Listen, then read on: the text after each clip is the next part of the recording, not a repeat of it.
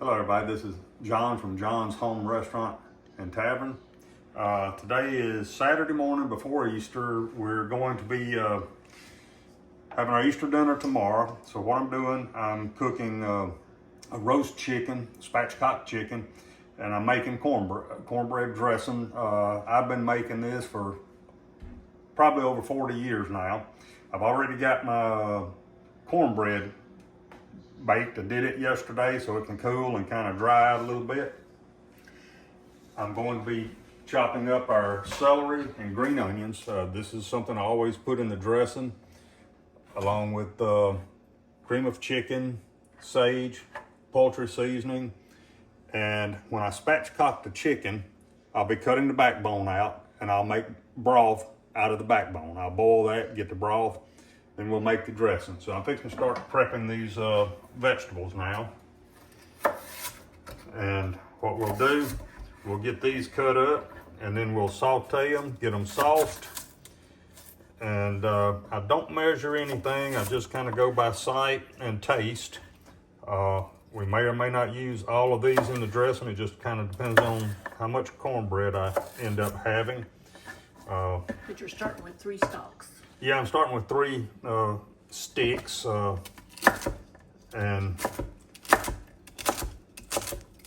I like to cut them up fairly small.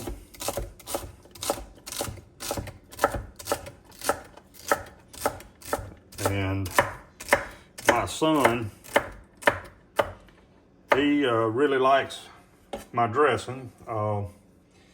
He's been in South Korea for a year, so he won't be here tomorrow, but I'm picking him up at the airport Tuesday night, and so we'll have some leftover dressing for when he gets here. So now we're gonna get the green onions cut, and I use the whole onion, the whites and the green part.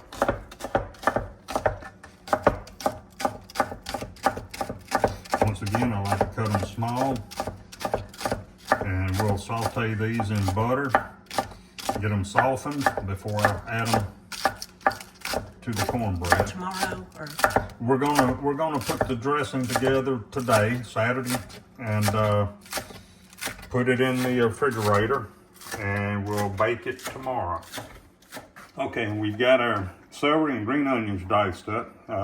Be sauteing these in a little bit, and we'll come back when we start putting things together. All right, what we're doing now, we've got the giblets and the backbone that came out of the chicken in a pot of water. I put a few carrots in here, 3 or 4 carrots, and a couple of sticks of celery that I cut up. This is going to be the broth that goes into the dressing that I make. If there's enough of this broth left over, it'll also go into making our giblet gravy. If not, we'll just have to use a can of chicken broth, which is fine, which is the way I have done it most of the time. Always comes out good. So homemade chicken broth to go in the dressing is always better. So that's what we're doing right now. Okay, we're fixing to start softening our vegetables. I've got my cast iron skillet heating up.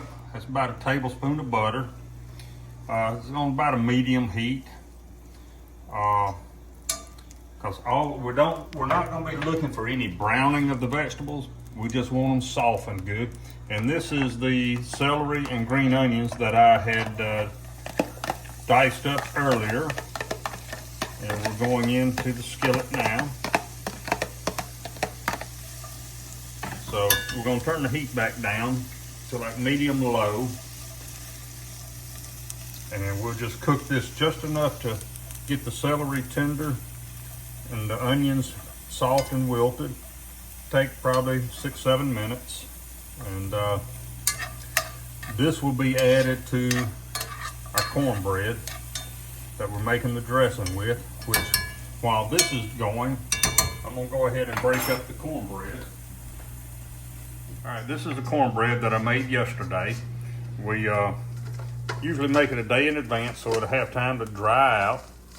We're gonna crumble it into the bowl.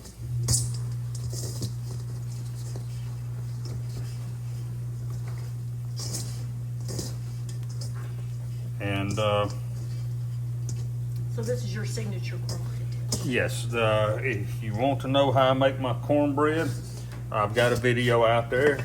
You can look that up. This cornbread always turns out really good. And like I said, I've been making this dressing for a long time, probably at least 40 years or so. And this is just how I do it. You can look online, there's 100 different ways to make dressing. This is just how I do it.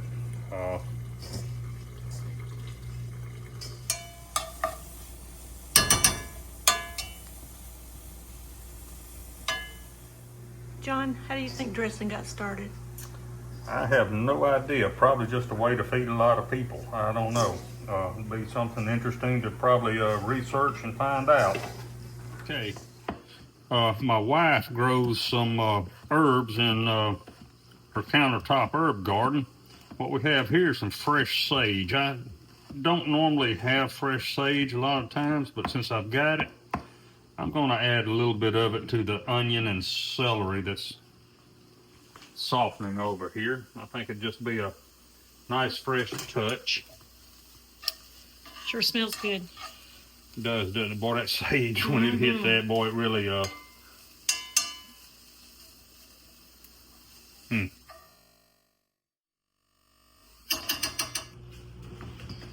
right, we're gonna stir this in.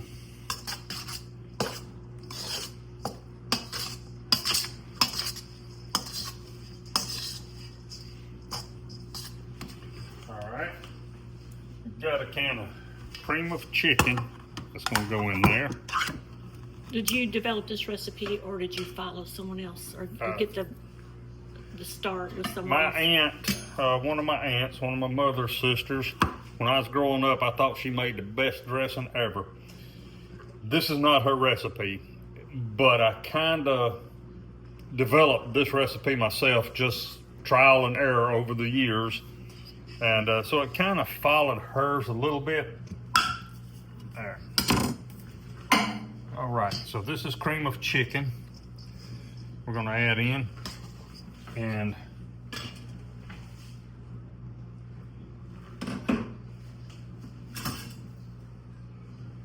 a little bit of our hot broth that we made.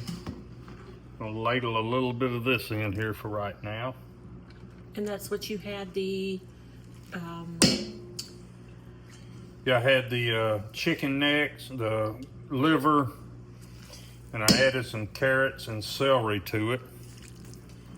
And we're just gonna add a little bit of this in right now.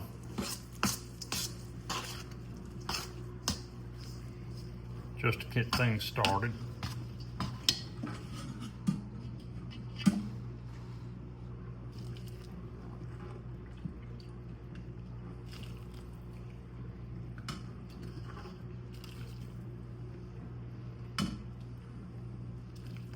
so your consistency will be like, I just have to see it when it gets there. yeah, but it's not too wet, but it's No. not too dry. Right. It's just right. That looks good. All right, I can see now I'm gonna have to open some cans of chicken broth because we didn't, if I'd had a whole chicken to boil, I'd have had a lot more broth, but I didn't have, I just had some parts.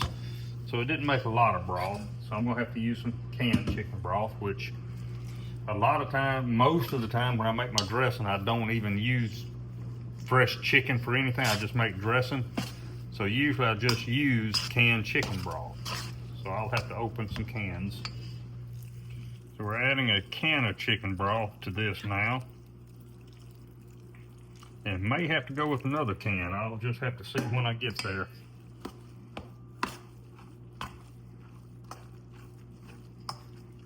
This is some of the rest of the broth that I had. I have removed the carrots and celery out of it. And we're gonna see, we look like we're just about to get there. I don't want it to be too dry, but yet I've eaten dressing that people have made is really soupy, which I don't like. So we may have to add a little bit more broth from a can, but we'll see here in a minute. I'm going to get this stirred in, and then we'll taste it for seasoning. Okay, this is pretty much the consistency we want. We'll give it a little taste here. I think we're good on all of our seasonings. The sage is right, plenty of salt, not too salty. And now I'm gonna put it in a pan that I cook it in. This pan has made I don't know how many gallons of dressings. I've had this pan 40 years or so. Can you make it in anything else? I don't know if I can. You put anything in the bottom or just put it straight in? No, just put it straight in. Okay. I've used this pan to make dressing, like I said, for like 40 years. I've had it. It's just when I make a good bit of dressing like this, I use this, and I have made it where I made smaller batches, and I do not use this pan. But all right, so.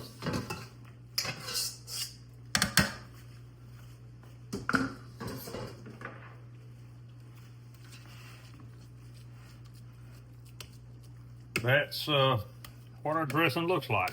So I did, one thing I did do when I was softening the vegetables, I did add 2 more green onions and 2 more sticks of celery to it because I ended up with so much cornbread.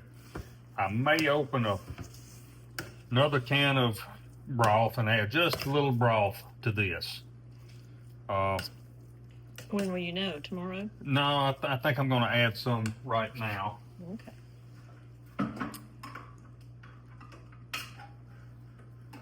Time this sets overnight in the refrigerator, that cornbread will absorb a lot of this extra moisture, so we don't want it to be too dry. But you didn't add a whole can, just a... No, I'm just adding just a You're going to little. eyeball it while you're doing it. Right, just a little bit. Because like I said, as this sets overnight, it's going to, the cornbread will absorb a lot of that. So this looks really good. This is just my southern cornbread dressing recipe. I've been making it pretty much like this 40 years or so, and we'll cover this with aluminum foil, and we'll put it in the refrigerator, and then tomorrow, before we have our dinner, we'll put it in the oven and cook it. Okay, it's Sunday morning. We've got the oven preheated to 350. Our dressing was in the refrigerator overnight, so we're going to get it in and cook it. It'll take probably about 35, 40, maybe 45 minutes. I'll cook it covered for about 30 minutes. And then after that, I'll take the cover off of it and cook it about another 15 minutes. And it should be ready. When that comes out, we'll put the chicken in the oven to roast it.